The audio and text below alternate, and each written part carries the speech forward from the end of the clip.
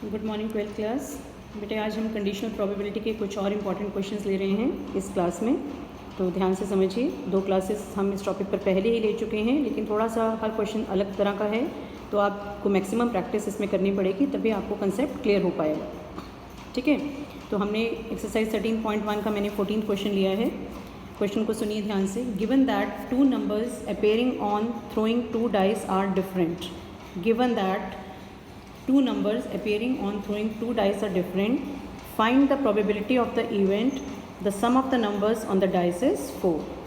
देखो बेटा, इस क्वेश्चन में आपको 3 बातें क्लियर करनी हैं कंडीशनल प्रोबेबिलिटी के प्रॉब्लम्स में, कि इवेंट क्या है, ठीक है, क्या गिवन है और किसकी प्रोबेबिलिटी निकालनी है। ये 3 चीज़ें आपको बिल्कुल माइंड में क्लियर होनी चाहिए, क्लैरिटी होनी चाहिए। अब यहाँ पर इस क्वेश्चन में इवेंट क्या है, थ्रोइंग 2 डाइस, क्योंकि इवेंट के हिसाब से ही आप सैम्पल स्पेस बनाएंगे। तो इवेंट हमारा यहाँ क्या है कि हमने 2 डाई को थ्रो करना है। गिवन क्या है, 2 नंबर्स अपेयरिंग आर डिफरेंट, कि जब आप 2 डाई को थ्रो करते हो तो जो 2 नंबर्स आएंगे दोनों डाई पर, वो दोनों के दोनों डिफरेंट होने चाहिए, ये गिवन है।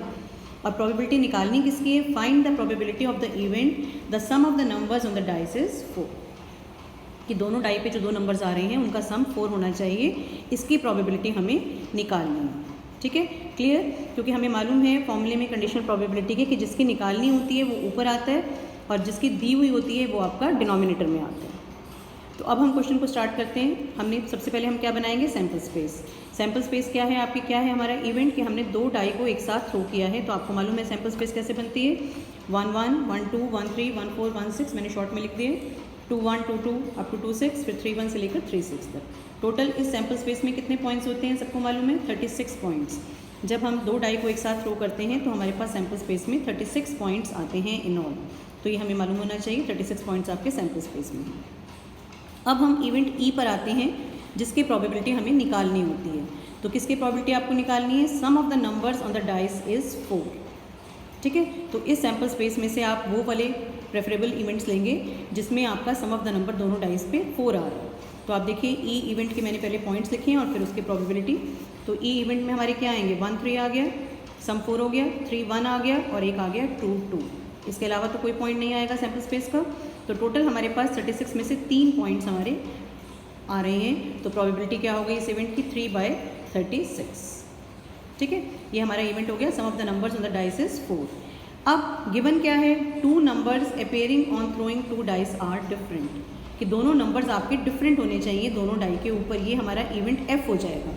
अब एफ के पॉइंट्स कैसे निकालेंगे, देखिए सारे लिखने की ज़रूरत नहीं है, आप सिंपल तरीके से सोच सकते हैं कि दोनों नंबर हमें डिफरेंट चाहिए। तो जब आप 2 डाई को एक साथ थ्रो करते हैं तो आपके पास 6 केसेस ऐसे होते हैं जहाँ पर दोनों नंबर सेम होते हैं। कौन से होते हैं वो 6, 1 1 2 2 3 3 4 4 5 5 एंड 6 6।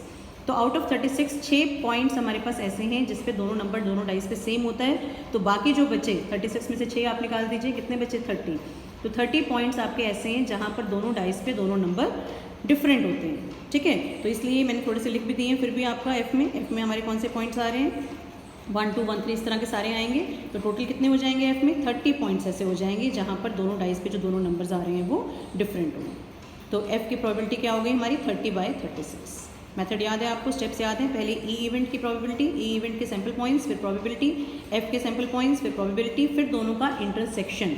अब ई और एफ का इंटरसेक्शन क्या होगा, कि दोनों डाई का जो नंबर है वो सेम भी होना, सम जो है वो 4 भी होना चाहिए, और दोनों डाई पे जो नंबर है वो डिफरेंट भी होने चाहिए। तो इसमें आप इन सारे में से जब कॉमन निकालेंगे तो आपके पास 2 ही कॉमन पॉइंट्स आएंगे, एक 1 3 और एक 3। ठीक है, जो ये दोनों कंडीशन फुलफिल कर रहा है। ई और एफ के कॉमन पॉइंट्स आपके आ गए 1 3 और 3 1। तो इसकी प्रोबेबिलिटी अब कितनी हो गई हमारी, 2/36। ठीक है, क्योंकि सम जो है वो 4 भी है और दोनों नंबर डिफरेंट भी है। सम 4 आपका 2 2 में भी है, लेकिन 2 2 में दोनों नंबर सेम आ गए तो वो पॉइंट हम नहीं लेंगे इस केस में। तो 1 3 3 1 2 ही आएंगे, 2/36 हो गए। अब ये सारा कुछ निकालने के बाद आपने फॉर्मूले पे आना है। What is P of E by F, क्या होता है याद है, P of E intersection F divide by P F. और एक बात ध्यान रखिए, ई क्या है, वो इवेंट जिसकी प्रोबेबिलिटी आपको निकालनी है, और एफ क्या है, वो इवेंट जिसकी प्रोबेबिलिटी आपको दी हुई है। इसमें कोई कन्फ्यूजन नहीं होना चाहिए, तो ध्यान से आपने काम करना है। अब इंटरसेक्शन हमारे पास 2/36 था, एफ की प्रोबेबिलिटी थी हमारे पास 30/36। 2/36 डिवाइड बाय 30/36 किया, आपका क्या आ गया 2/30 विच इज़ इक्वल टू 1/5। 15। तो 1/15 हमारा इस क्वेश्चन का आंसर है। ठीक है, I hope it is clear. समझ में आ गया होगा, मेथड समझ में आ गया, बिल्कुल अकॉर्डिंगली करेंगे, मेथड के हिसाब से करेंगे तो आपकी मिस्टेक नहीं होगी। चलिए एक और लेते हैं हम, लास्ट क्वेश्चन इस एक्सरसाइज का, question number 15। Consider the experiment of throwing a die. Consider the experiment of throwing a die, मतलब एक डाई को आप थ्रो कर रहे हैं। If a multiple of 3 comes up, throw the die again, and if any other number comes, toss a coin. ये तो हमारा एक्सपेरिमेंट है, अभी हम एक्सपेरिमेंट की बात कर रहे हैं कि हमने एक डाई को थ्रो करना है। अगर 3 की मल्टीपल आती है तो आपने डाई को दोबारा थ्रो करना है, और अगर 3 के अलावा कोई और नंबर आता है तो आपने कॉइन को थ्रो करना है। क्योंकि बेटे ये सारे क्वेश्चंस आपने 11th में इस टाइप के किए थे, तो इन्हीं इवेंट के हिसाब से ही हमारी सैम्पल स्पेस बनेगी, और जब तक हमारी सैम्पल स्पेस ठीक नहीं बनेगी हमारा क्वेश्चन आगे ठीक नहीं हो सकता है, क्योंकि ई और एफ और सबकी प्रोबेबिलिटी आपने सैम्पल स्पेस के हिसाब से ही निकालनी है। तो इवेंट आपको बिल्कुल क्लियर होना चाहिए कि क्या कर रहे हैं हम इवेंट में, और उसके सैम्पल पॉइंट्स कैसे आएंगे और कितने आएंगे टोटल। ठीक है, तो सबसे पहले हम सैम्पल स्पेस की ही बात कर लेते हैं। चलिए आगे पढ़ लेते हैं पहले question. Find the conditional probability the coin shows a tail. इसकी निकालनी है, तो ये इवेंट कौन सा हो गया, ई हो गया आपका, कि find the conditional probability the coin shows a tail given that का मतलब ये इवेंट एफ हो गया, given that at least 1 die shows a 3। Given क्या है कि कम से कम एक डाई पे 3 आना चाहिए। सारी चीज़ें क्लियर हो गई, पहले एक्सपेरिमेंट क्लियर हो गया, किसकी निकालनी है प्रोबेबिलिटी वो, और क्या गिवन है वो। अब हम क्वेश्चन करते हैं, क्वेश्चन पे आते हैं। तो सबसे पहले हम सैम्पल स्पेस लिखेंगे। सैम्पल स्पेस में क्या है बेटा कि if a multiple of 3 comes up then throw the die again. तो आपको मालूम है जब हम डाई को थ्रो करते हैं मल्टीपल ऑफ 3 दो ही पॉइंट्स पर आती है, 3 और 6। तो अगर 3 और 6 आता है तो हमने डाई को दोबारा थ्रो करना है, और अगर डाई को दोबारा थ्रो करेंगे तो फिर से आपके पास 1 से 6 पॉइंट्स तक आएंगे। तो सैम्पल स्पेस कैसे बनेगी आपकी, 3 के साथ हमारे पास क्या आ सकता है, पहले हम 3 ले लेते हैं, 3 की मल्टीपल। 3 के साथ हमारे पास क्या आ रहा है, 3 1 3 2 3 3 3 4 3 5 3 6, ये आ सकते हैं। और सेकंड मल्टीपल है 3 की 6, तो 6 के साथ भी जब आप डाई को दोबारा थ्रो करेंगे तो 6 1 6 2 6 3 6 4 6 5 6 6 आपके पास आ। ठीक है, ये तो पहला केस हो गया कि जब 3 की मल्टीपल आ रही है, 3 की मल्टीपल्स 2 हैं, 3 और 6, तो हमने डाई को दोबारा थ्रो करना है, जिससे हमारे पास 6 पॉइंट्स यहाँ और 6 पॉइंट्स यहाँ आ जाएंगे।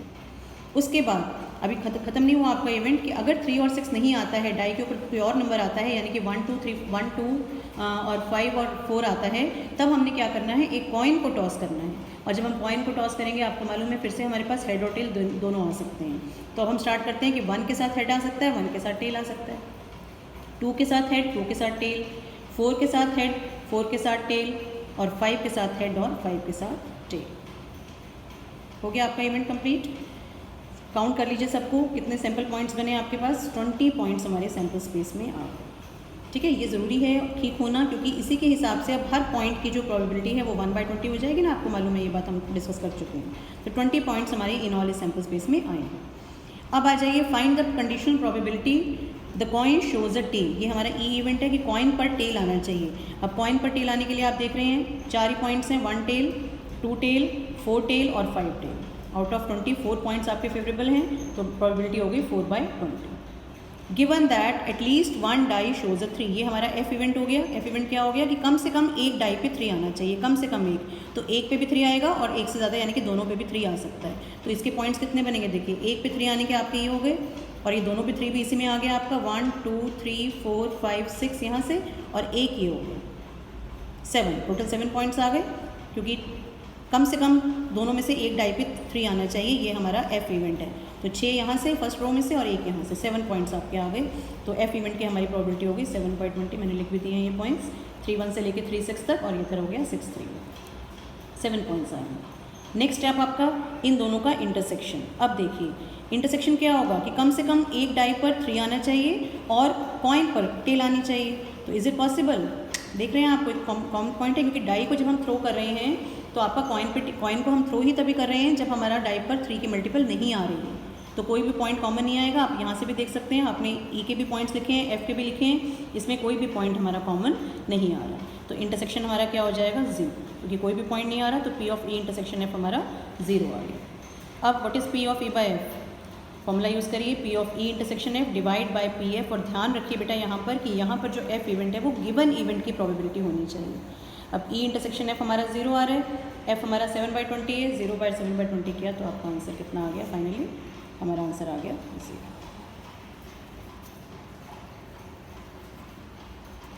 ठीक है, I hope it is clear. अब आप कंडीशनल प्रोबेबिलिटी के बाकी जो क्वेश्चंस बचे हुए हैं वो कंप्लीट करिए अपने असाइनमेंट में, और फिर नेक्स्ट क्लास में मैं नेक्स्ट आपका मल्टीप्लिकेशन थ्योरम ऑन प्रोबेबिलिटी हम स्टार्ट करेंगे। Thank you.